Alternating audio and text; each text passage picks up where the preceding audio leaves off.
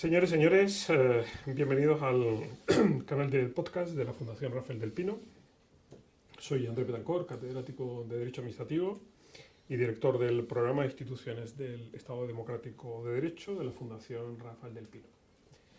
El objetivo de esta iniciativa es contribuir a la mejora de la calidad de nuestras instituciones como condición o requisito para la mejora de nuestro Estado Democrático de Derecho. Malas instituciones, mala democracia y peores libertades. Hoy vamos a dialogar con Ángel Rojo, catedrático de Derecho catedrático de Derecho Mercantil, sobre las malas leyes. Tal vez por la conexión de las leyes uno acaba entendiendo que es un hábito muy propio y muy común de los administrativistas. Bien, bienvenido Ángel, muchas gracias. Hoy tu ponencia versa sobre las malas leyes. Vamos a comenzar sobre esto mismo. ¿Qué son las malas leyes para ti? ¿Cómo nos lo explicas? No hay un concepto de mala ley, porque son muchas las causas que explican que una ley sea mala. Una ley puede ser mala porque tiene principios equivocados, puede ser mala porque regula mal una institución, puede ser mala porque explica mal el pensamiento del legislador, puede ser mala porque ubica el precepto en un sitio equivocado, puede ser mala porque utiliza una técnica absolutamente errónea. Por ejemplo, hay muchas leyes malas por los adjetivos. Yo siempre digo, y lo intento enseñar, no sé si con éxito o no, que el diablo en el derecho suele vivir en los adjetivos y los gerundios. Y bueno, tenemos cada vez más adjetivos. Interpretar una ley con un adjetivo es tremendamente difícil.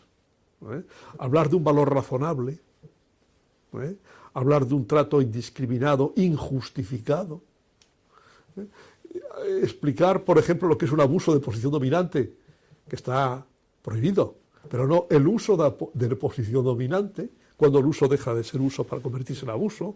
Ese tipo de problemas los tenemos todos los días. ¿Y eso no está relacionado con la voluntad del legislador de habilitar ámbitos a la discreción del aplicador y en particular a la administración pública? Pues en definitiva es como una suerte de remisión en favor de la administración pública para que llene todo eso, ¿no? Entonces, esto plantea una cosa.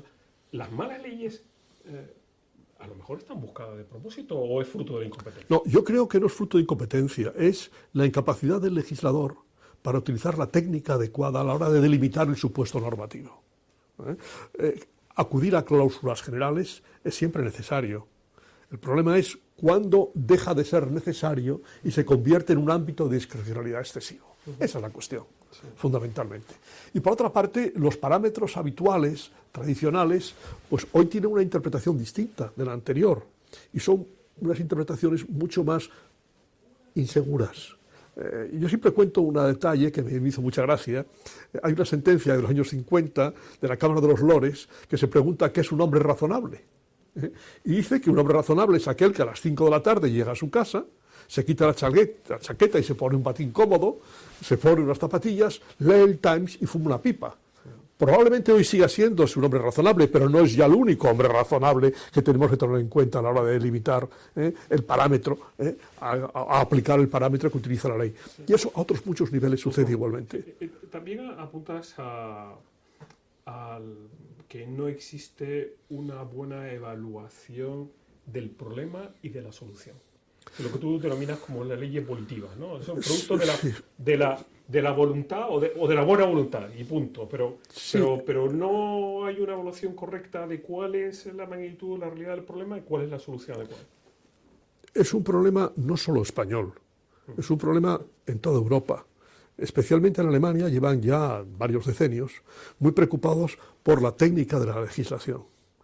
Hay incluso un trabajo de habilitación ya publicado como monografía de más de 1000 páginas, que no he tenido la paciencia de leerme, debo confesarlo.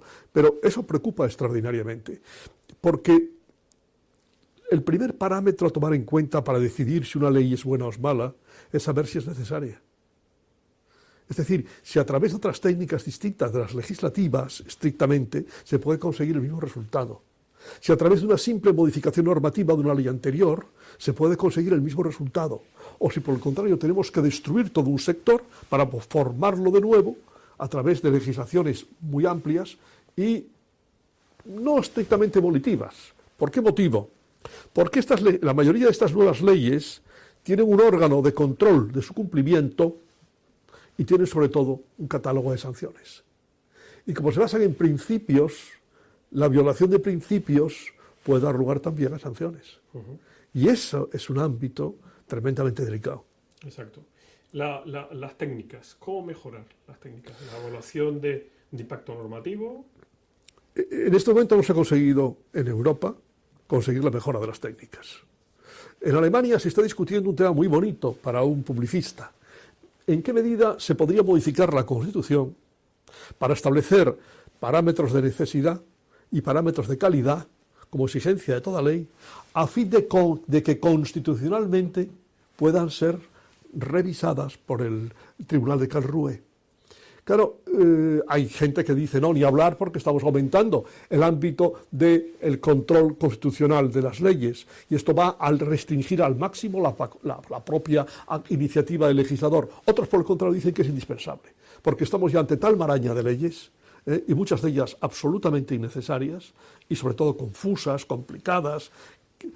Mi maestro, el profesor Menéndez, decía que estamos en una época en que hay muchas leyes que son dicharacheras. Porque hablan, el contenido normativo es muy pequeño, pero luego tenemos ese problema, que hay un órgano que intenta controlar principios y que establece sanciones por el incumplimiento. Sí. Hay un tema que está muy relacionado con esto y que tú también apuntas. Esto no es una cuestión meramente técnica, es una cuestión que afecta al ciudadano. ¿Cómo afecta la mala ley al ciudadano? Bueno, para empezar, una mala ley nos cuesta dinero. Vamos a empezar por ese planteamiento muy materialista, pero yo soy catedrático de Derecho Mercantil y el derecho económico me interesa mucho. Nos cuesta mucho dinero una mala ley, porque es emplear medios públicos en su aplicación. Jueces, tribunales, cada vez más caros, medios privados que coadyuvan a facilitar esa aplicación, abogados que se pelean, abogados que hacen escritos, etcétera, etcétera. Todo esto es un dispendio. Todo esto es un dispendio. ¿Y la libertad? Y luego la libertad es otro factor distinto. La libertad es cuando tú te encuentras ante una ley que sientes que te atropella. Pongamos un ejemplo absolutamente claro. Si yo tuviera la enorme ventaja de vivir en La Rioja, que es un sitio agradabilísimo para vivir, a lo mejor, como docente, me podrían sancionar si no utilizo un lenguaje inclusivo. Jamás voy a utilizar un lenguaje inclusivo porque he sido educado en el masculino incluyente. Bueno, mire usted, mi libertad queda coaccionada. Cuento una anécdota mínima, porque esto es un dato mínimo, pero mi libertad queda coaccionada con ese tipo de disposiciones. O yo pienso la ley, por ejemplo, sobre el bienestar animal, que es una ley muy beneficiosa en muchos aspectos, pero ¿de verdad se cree que en un pueblo va a conseguirse que que acudan a clase para cómo hay que educar a un perro? Eso podrá aplicarse en San Cugato o quizá en Pozuelo, pero yo digo que en Bollullos de Abajo probablemente no. Complicado, exacto. Bueno, yo creo que en el fondo, y es un aspecto que tú también tratas en tu ponencia, yo creo que tal vez es un ejemplo máximo de lo que podemos denominar como la politización de la ley. Bueno, la ley como instrumento político y que da igual, ¿no? Da igual La ley siempre ha sido un instrumento político, punto de partida y fundamental. Lo que pasa es que el instrumento político hasta ahora se conseguía a través de leyes que no eran de principios, que eran leyes muy concretas, con proposiciones normativas específicas, frente a las cuales tenías nada más que el ámbito de la interpretación. Ahora estamos en una etapa, sobre todo en la última legislativa, en aquella en la que nos encontramos, en la que tenemos un montón de leyes de principios. Y eso... Porque tal vez, te decía el carácter político porque, por supuesto, ya lo decía viejo administrativista, que el derecho administrativo y en general el derecho público está transitado politicidad, ¿no? Yo creo que la idea es que ahora es sobre todo un instrumento político. Es decir, el contenido regulatorio, la técnica normativa, el respetar la regla básica de lo que debe ser una regla, es como completamente secundario. Es que da igual.